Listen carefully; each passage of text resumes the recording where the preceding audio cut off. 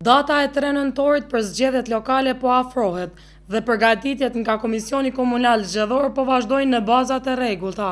Sipas kryetarit të Komisionit Komunal Zgjedhor Xhevdet Bytyçi, në Gjakov procesi i trajnimeve të komisionerëve dhe përgatitjet e nevojshme janë bërë siç është parapar.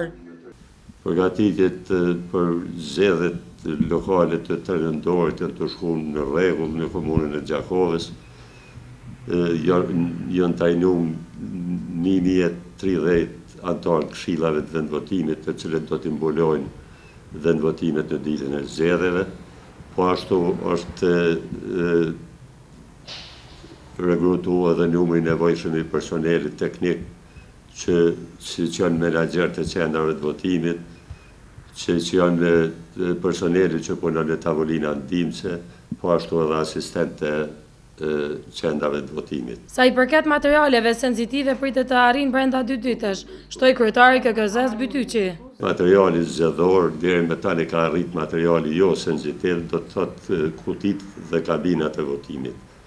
Kurse për materialin sensitiv pritet ditën e ardhshme.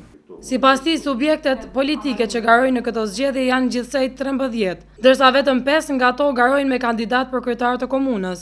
Ndërkohë që në komunën tonë këtë vit të drejtë vote kanë rreth 107.660 votues në 28 qendra vendvotimi, e që 7 nga ato janë në qytet dhe 21 qendra të tjera në përfshatrat e komunës së Gjakovës.